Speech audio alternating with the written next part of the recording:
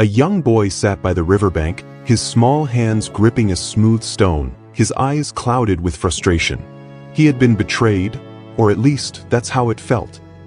His best friend had broken a promise, and the sting of disappointment weighed heavily on his heart. He squeezed the stone in his palm, his jaw tightening. Why do people hurt others? Why does anger feel so strong? His grandfather, a kind old man with wise, gentle eyes, sat beside him without a word.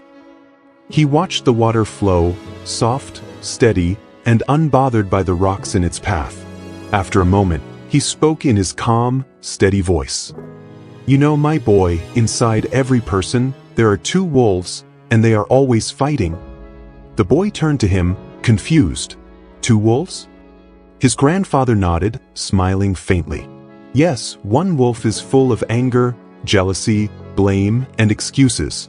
It growls at the world, feeding on resentment, always looking for someone else to blame." The boy felt a pang in his chest. "That sounds like me right now." The old man continued, "The other wolf is different.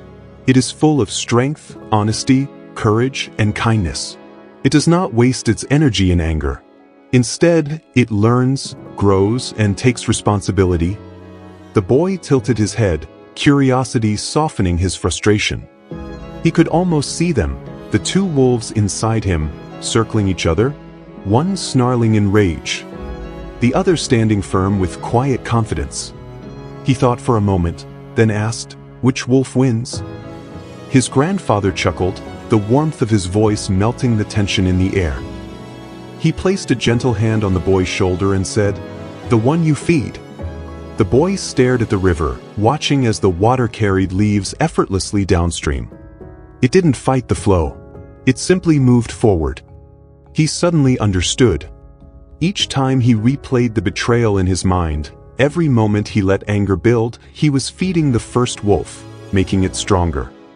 But if he chose to let go, to learn from the pain instead of holding on to it, he would be feeding the second wolf, the one that would make him wiser, kinder, and stronger. The boy took a deep breath, loosening his grip on the stone. With a quiet plop, he tossed it into the river and watched the ripples spread. Then, just as quickly as they appeared, they disappeared. The water returned to stillness. And in that moment, he knew. He smiled softly, looking up at his grandfather. "I think I know which wolf I want to feed." The old man nodded. "Good, because that choice will shape the person you become." The boy looked at the setting sun, feeling lighter than before. The battle inside him was not over. But now he knew he had the power to choose. And that made all the difference.